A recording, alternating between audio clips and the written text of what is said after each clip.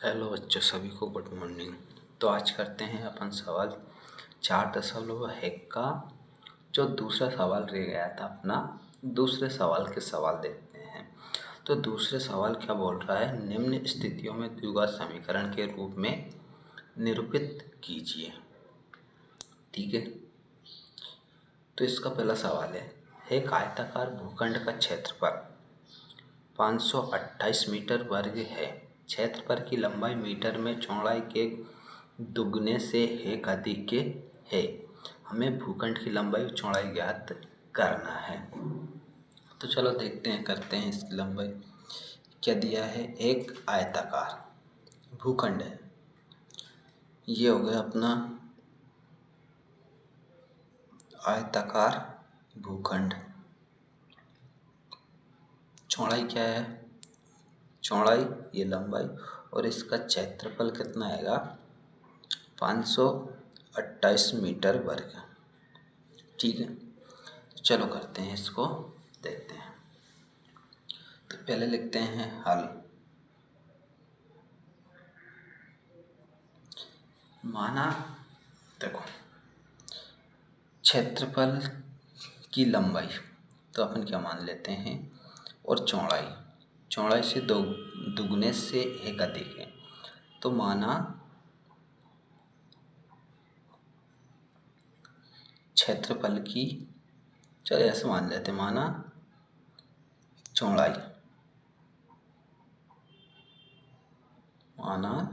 चौड़ाई बराबर x है। अब क्या दिया है, क्षेत्रफल की लंबाई मीटर में चौड़ाई के दुगने से एक अधिक है। यानी चौड़ाई का दुगना और उससे एक अधिक है, तो लंबाई क्या हो जाएगी अपनी,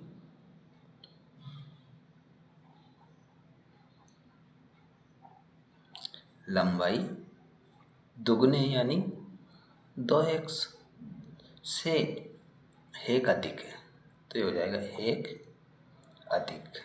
ठीक है, तो क्षेत्रफल दिया है, तो आप क्या करेंगे, आयताकार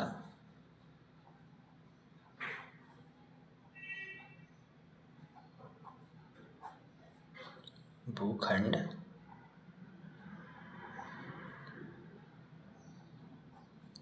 का क्षेत्रफल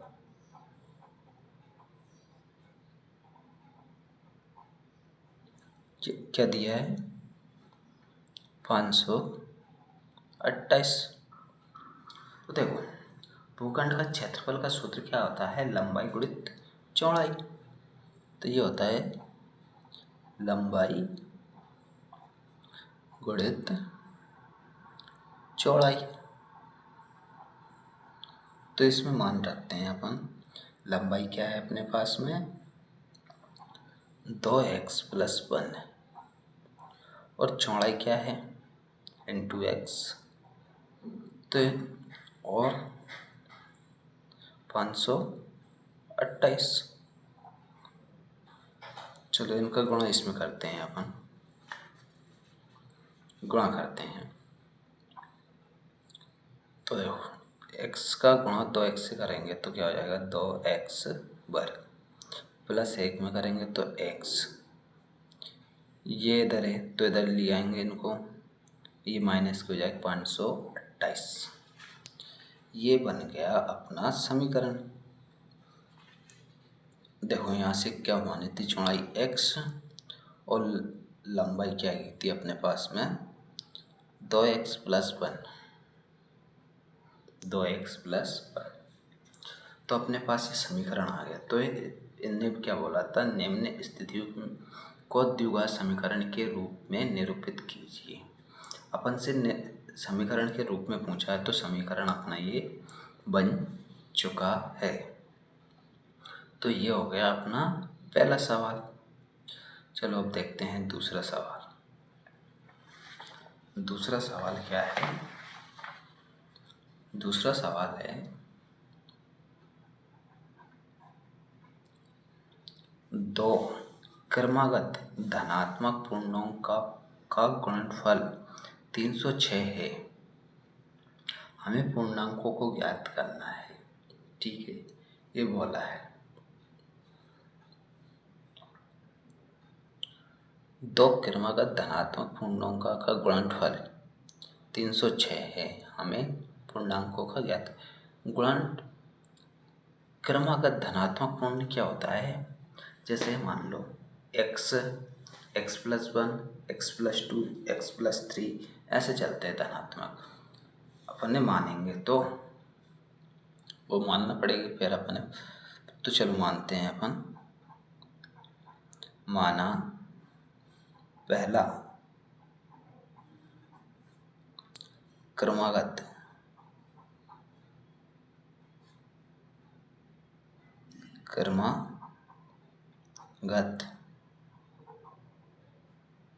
धनात्मक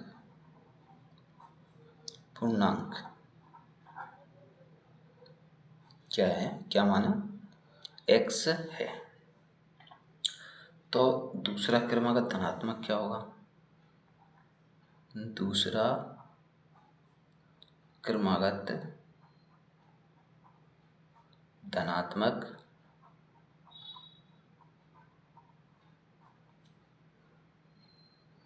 धनात्मक पूर्णांक, तो दूसरा क्या हो जाएगा अपना? x+1। जैसे ये x है, ये x+1 हो गया अपना, ठीक है। तो बोला क्या है? पूर्णांकों का गुणनफल 306। तो अपन बोलेंगे प्रश्न से चलेंगे, तो प्रश्न से दोनों का गुणनफल पूछा, तो गुणनफल में क्या होता है? गुणा। तो चलो कर देते हैं गुणा। x गुणित x+1 बराबर 306, ये दिया है। तो x का गुणा करेंगे तो क्या हो जाएगा? x² प्लस x का 1 में करेंगे तो x, और ये 306 इधर है तो इधर लेके आएंगे तो क्या हो जाएगा? 306 माइनस के बराबर में क्या आ गया? 0।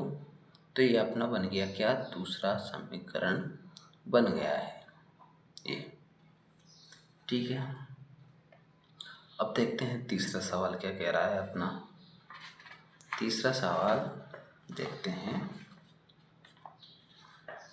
तो तीसरा सवाल कह रहा है रोहन की माँ उससे 26 वर्ष बड़ी है, उसकी आयु वर्षों में गुणनफल अब से 3 वर्ष पश्चात 360 हो जाएगी। हमें रोहन की वर्तमान आयु ज्ञात कीजिए। चल देखते हैं। तो लिखते हैं अपन हल।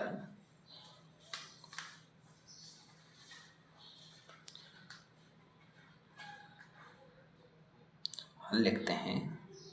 माना रोहन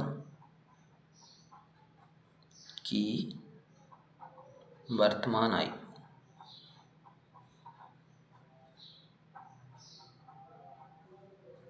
क्या है? x वर्ष मान लेते हैं, x वर्ष, ठीक है। x वर्ष मान ली। अब रोहन की माँ की वर्तमान आयु क्या है? रोहन की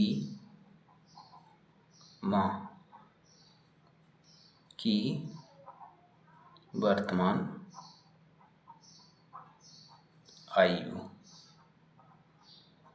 क्या दिया है? रोहन की वर्तमान आयु उससे 26 वर्ष बड़ी है, तो x प्लस 26 वर्ष, ये 26 वर्ष बड़ी है तो 26 वर्ष, ठीक है। अब 3 वर्ष पश्चात रोहन की आयु, 3 वर्ष यानी बाद में, तो बाद में क्या होता है? प्लस 3 वर्ष पश्चात रोहन की आयु, 3 वर्ष पश्चात रोहन की आयु, रोहन की आयु क्या हो जाएगी? रोहन की आयु x+3 और 3 वर्ष पश्चात उसकी माँ की आयु, 3 वर्ष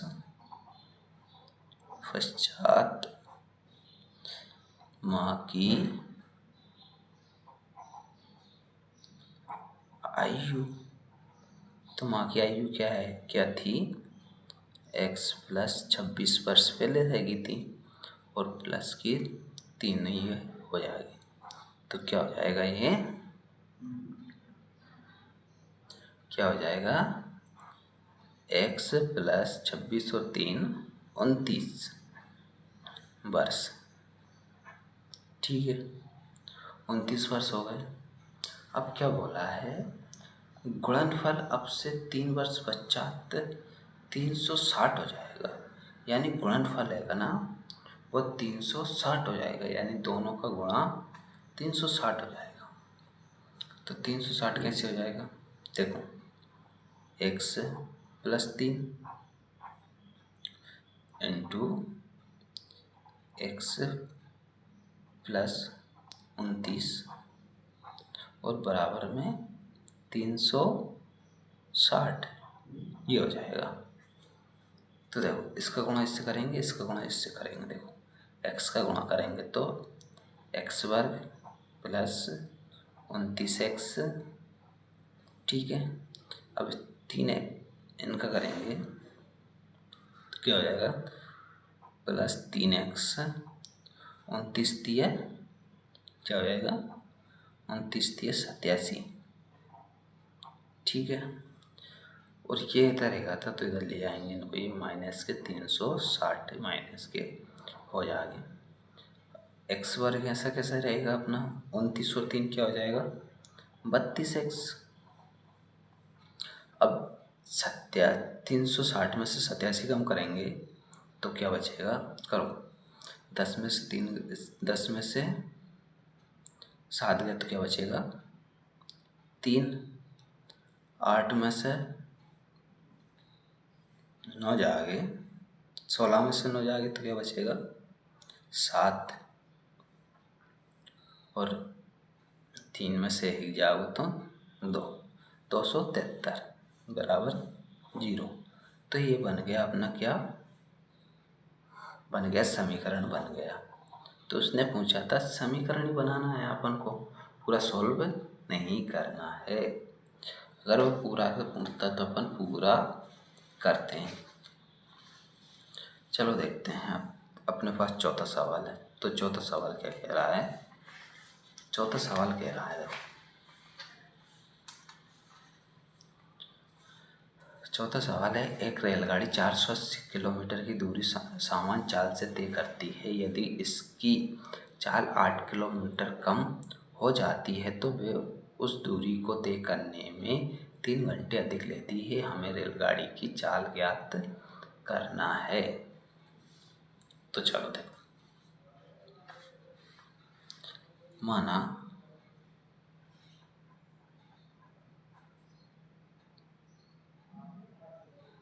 रेल गाड़ी की चाल x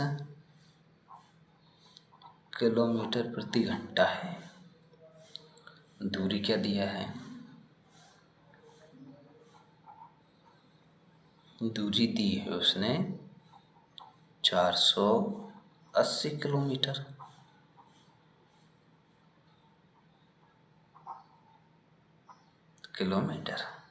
ठीक है। शर्त है, क्या कहती है अपनी? शर्त 1, तो समय बराबर क्या होता है? दूरी बटे चाल। तो समय बराबर दूरी बटा चाल।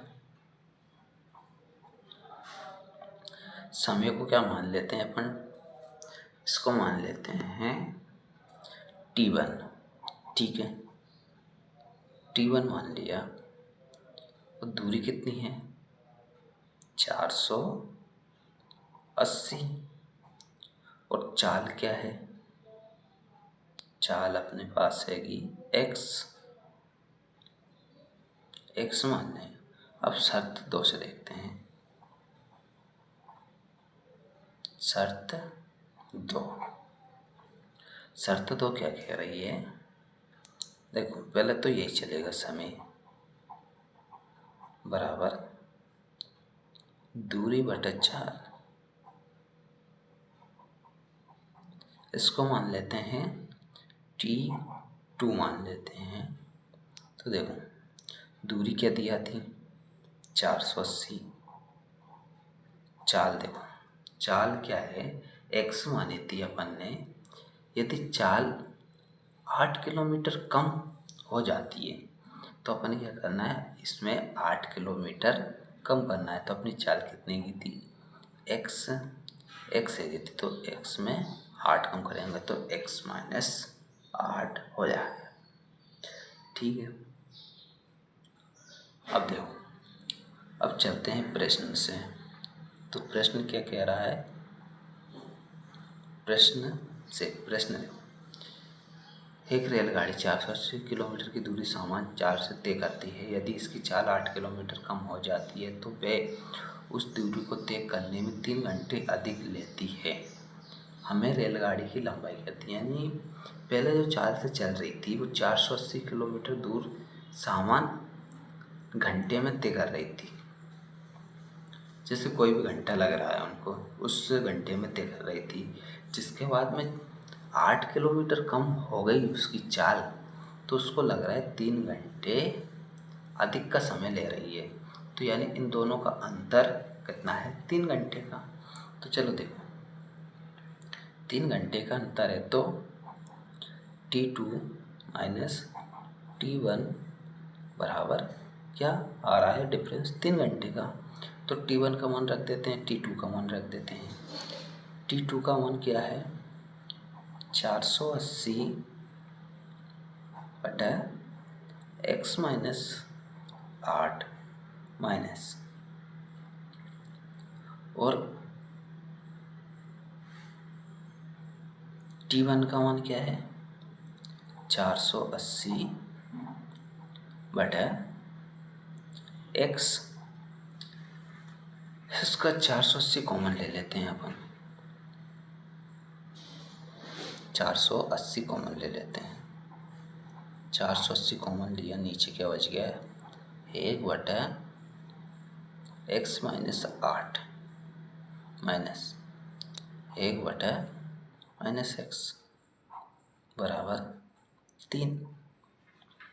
देखो ये इधर चले जाएंगे, 480 इधर चले जाएंगे तो क्या बचेगा? x माइनस 8 माइनस 1 बटा x बराबर 3 बटा 480 इधर। अब इनके दोनों का एलसीएम लेते हैं। तो एलसीएम x माइनस 8 और ये x, एलसीएम लिखा अपन ने। तो x माइनस 8 से x माइनस 8 कट गया तो क्या बचा? x का गुणा हो गया तो x ही आ गया। अब इधर देखो, इधर x से x कट गया तो ये क्या हो गया? x माइनस 8 ये हो गया।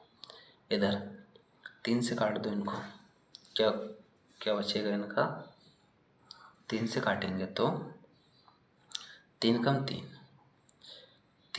3 बचा है। 3 छंग 18, 0 की 0, 160 आ रहा है। देखो इनको खोल लेते हैं,